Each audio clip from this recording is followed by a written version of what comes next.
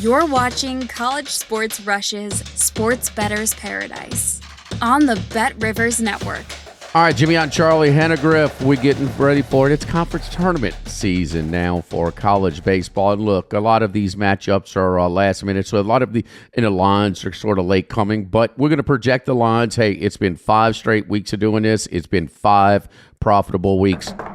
Knock on wood. Let's get going, Charlie. Let's get right to it. Let's start off with the Oregon-Michigan State game in Charles Schwab Field in Omaha, where they play the College World Series. And both you and I have been in both of the venues in the College World Series. In Rosenblatt a gazillion times, and in TD Ameritrade, now Charles Schwab Field in downtown Omaha a million times as well. They tried to mimic, well, they did mimic. They copied exactly the dimensions of Rosenblatt Stadium. Rosenblatt was built on a bluff alongside of an interstate. The ball carried a lot. The position is downtown facing the river in the downtown skyline. It does not carry at all. I mean, they could not play any more opposite. So you got basically a Safeco Field to Coors Field, what it's going to. And it's just... I can remember sitting there and watching Michael Conforto, who played for Oregon State at the time of the Mets, and he smashed the ball, and it was 30 feet from the warning track. I watched outfielders that were closer to the infield dirt, the center field, the infield dirt, than the dirt of the warning track. Now, as they moved the tournament back a little bit because of the heat, the ball has carried a little bit more, and the scoring has increased. These games are being played in the 50s right now in Omaha, and they're going 5-1 to the under so far at the Big Ten tournament in Omaha. And the one over, UCLA threw 9 different pitchers. They're trying to win this thing. They're going to go with openers again today, and we'll see about that. I'll get to another pick later on. And then it was a controversial call with 2 outs, force play at second. The bang play, he's safe, but he just keeps running. And the guy, the shortstop's tagging him as he leaves, but they don't call him out. That led to 5 2-out runs. It was a 5-run difference. That's the only over to this point. 5-1 to the under. Oregon and Michigan State, we're projecting this total to be around 13. Now, the wind is still, the flags are still blowing out. Now, it dies down this evening when this game is going to be played. It's going to be cooler as well. And, man, there's just so many fly balls that go to die in Charles Schwab Field. I know that Oregon is first in the Big Ten in home runs at 107. 2 guys combined for 45 themselves. Mason Neville, a Golden Spike semifinalist. He's first in the Big Ten with 26 home runs. Jacob Walsh is 5th in the Big Ten with 19 home runs. Oregon's second in the Big Ten in scoring, but this park plays completely different from the one in Eugene. I respect the Oregon Ducks, what they've done this year, but, man, this is just a lot of runs in this park. I'm playing the park again, Charlie, here under 13. Yeah, everything you said about the wind and the bluff and all that. And let me add, too, I've been on that field. I've walked that field. There's an enormous amount of foul territory and an enormous amount of room behind the plate. It is a pitcher's park all day and all night. Every now and then you'll get a game like that finals game between LSU and Florida where the wind's galing out, but that's the exception. That's not the rule. Oregon is fighting also for a top 8 national seed. If there's going to be one off the West Coast, there's a lot of speculation about whether it will be Oregon. Oregon State has the higher RPI, but they don't play in a league. They're not playing the conference tournament this week. So Oregon is very much in play for a top 8 national seed if one goes to the West Coast. Yeah, Michigan State 13th in the Big Ten in runs as well. And listen, look, they had a heartbreak of all heartbreaks. They threw the Big Ten pitcher of the year, and he was outstanding. He was set up for the win. The 27th out, the last out, right fielder in his glove. 98 times out of 199. He just drops it. That led to extra innings, and Nebraska wins it in extras. So Oregon, Michigan State under. Let's go to the ACC tournament in Durham, where the Durham Bulls play. Win a stake, hit the bull. Yes, indeed. This park is playing fair, if not a little short. And we've seen some upsets because a lot of chalk has held. in some of the major tournaments so far, especially in the SEC, where they have the 16-team single elimination tournament, the double bye, top 4 seeds. Exactly same format in Durham with the ACC. 16 teams, top 4 seeds get double byes, single elimination. Teams like BC, boy, Virginia really fell apart in the first inning with all kinds of errors in a wild one. So BC has won 2 close ones against Notre Dame and also Virginia. They may be thin on pitching, moving on to teams that have just been sitting and resting. But we're looking at the Clemson Tigers here, who were at their peak, at their apex this season, when they went for a road series to Raleigh. They got swept. And, boy, triple revenge here for the Clemson Tigers. This line is, we're projected at minus 105. I'm willing to lay as much as minus 120, Charlie. You like the Clemson Tigers as well with Coach Eric Backus. Yeah, they had lost 3 straight series, starting with that NC State series. They rebounded against not a great Pitt team, and they swept that when they were swinging the bats well. Throwing Knapp in the first game, their ace. He kind of led the way. But I'm going back to the first game. If NC State throws Dominic Fritton, who, they've got 3 good choices that they could go with, 3 very good starting pitchers. Fritton threw the opener when they played in the regular season, and he got knocked around a little bit. He gave up 4 runs in 4 innings. If we get the same matchup today, Clemson, after you get past Knapp, you can really kind of I don't want to say pick out of a hat, but you've got a lot of options. It's not an obvious pitching option. I'm going to go with the hot Clemson bats right now, and like you said, the revenge spot. Also, Clemson they're a host site right now, and there haven't been a ton of what you would call bubble-altering upsets yet in this week. So I think they're in good shape to host. But boy, you don't want to take any chances. A win over NC State would go a long way towards locking that down. I thought Pitt was in position, talking about the ACC, to get another quality win. They won against Louisville, and boy, they had some tough calls against them. The coach was going crazy in that game against Louisville. And then they're leading Duke in the late innings, and Duke comes back and steals it from them, and a walk-off walk in the bottom of the 9th last night to kind of calm them down. So they're right on that fence, probably out, but boy, with another quality win. And here with the new single elimination that probably protects Clemson too, they can only lose 1. So the rest of the way, they got 1 win under their belt, a 6-1 victory against Virginia Tech, and so they probably solidified that. Get the Cajun Cafe going in right field in Clemson, South Carolina. My old roommate, Truck Email, God bless his soul, started that whole thing. Let's go to the Big 12. This is another conference tournament where they are playing in a major league park, or just a bigger park than the dimensions that they're used to be playing, especially in Stillwater, Oklahoma. That baby, they fly out of there. Remember that when they played regionals there, the Florida regional last year, the Gators came out of Stillwater. You're looking at Kansas and Oklahoma State. Kansas projected to be a slight favorite here. Oklahoma State should be some plus money.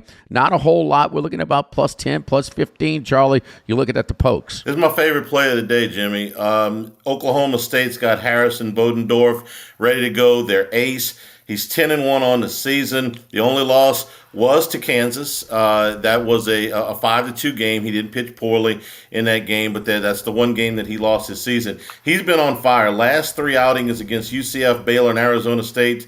21 innings pitched, 2 earned runs, 5 walks, 22 strikeouts. For the season, the ERA of 2.43 and the whip of 1.01. He did not throw in the opener. He's going to scheduled to throw today.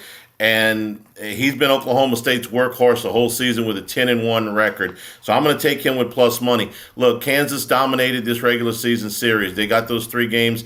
The total combined score was almost a 2-1 ratio. But the one game that was really in doubt was that game that Bodendorf threw. So Kansas has got 3 good options to throw in this opener. Oklahoma State's a 3 seed coming into this week on RPI of, I'm looking at 39. And so they are very clearly, they're in, but don't mess around. Not a whole lot of cushion. Yeah. So they're throwing their ace today. They're coming off an emotional win yesterday. I really like Okie State in this spot. All right, let's go with the pokes there. As low as even money, Charlie? Absolutely. I would even lay $1.10 with Oklahoma State. I don't think they will be an underdog, but I would lay it with Bodendorf, yeah. All right, let's move on. We talked about the Oklahoma Sooners and their ace. He's projected to be the number 2 pick in the draft, and he has been outstanding. We had him in the matchup against Georgia in Athens. That was NFL draft night, and he was plus $2 cashed in, left with a 7-1 or 8-1 lead, and they had to hang on with that bullpen. I was confused last night by the Georgia approach in the rematch against the Oklahoma Ace, where instead of trying to extend at bats, get his pitch count out, they're going to be a little careful with the pitch count. They're in. Skip Johnson's Sooners are in the tournament. They're sure everybody'd like to advance, but he's not going to compromise his ace and throw him an extraordinary amount of innings. Well, they didn't. First pitch swinging, the first 5 batters of the game, and he gets very deep in the game, and then Oklahoma hangs on to win 3-2. Plus money again last night, not close to the plus $2. I got about plus 15, plus 20. Vandy, so in a better position. Big dip from the Oklahoma Ace to the number 2. They've been playing good ball. Hefty price here now. We're projecting around minus 220 here, Charlie, with the Commodores. Yeah, I think once you get past Kyson Witherspoon, the other 2 pitchers that Oklahoma has to choose from, Cade Crossland or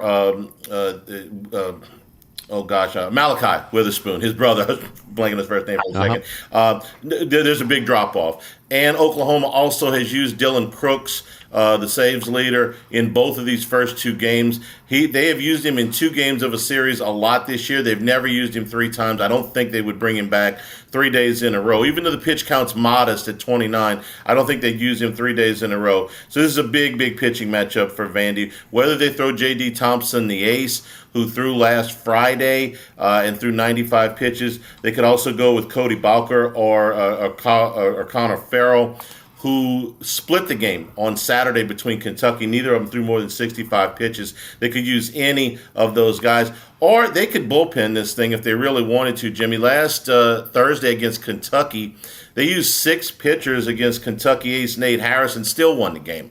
Vandy's swinging hot bats. They've got a lot more pitching available to them than Oklahoma. I know this is a big price, and if Vandy were the road team, I'd lay the run line. I'm not going to do that with a home team. That's just, I know you and I agree on that. But I'll lay the 220 here with the Commodores against Oklahoma. All right. I do want to make a note getting back to the wind and how big that Charles Schwab Field plays in Omaha, Nebraska for the Big Ten tournament. Do want to make a note because the Iowa Hawkeyes, it's a 3-team pod to advance to the semifinals, 4 different 3-team pods. But it's not run differential, it's head-to-head. That if all 3 teams go 1-1 in their round-robin play in the pod. Well, Iowa Hawkeyes benefited from Indiana and Rutgers playing first, Rutgers winning. So all Iowa has to do in their first game is beat Rutgers. They had a 4-0 lead. They used Obermueller, who's a top 5 ERA guy in the Big Ten, and he was outstanding.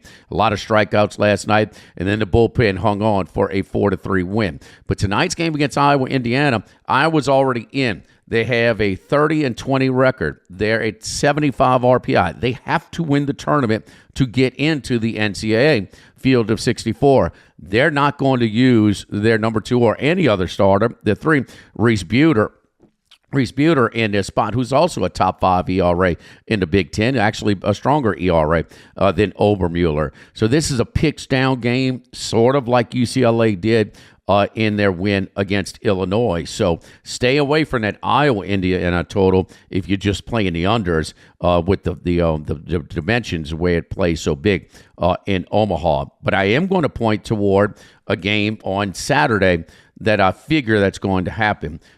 Iowa's already in the semifinal matchup. UCLA figures to be here on Saturday. UCLA pitched 9 different pitchers in that win against Illinois. They are trying to win this thing. They did not use up their starters, including Michael Barnett. Savage, after the win yesterday, he says, we're not sure exactly the pitchers we're going to use. We're going to go by committee. We're going to do a similar thing.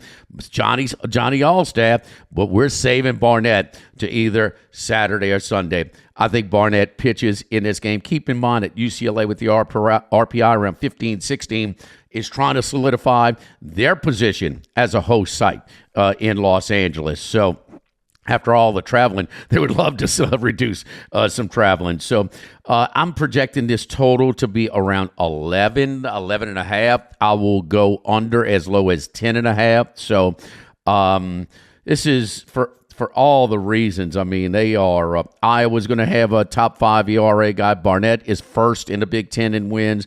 Everything. And guess this, too.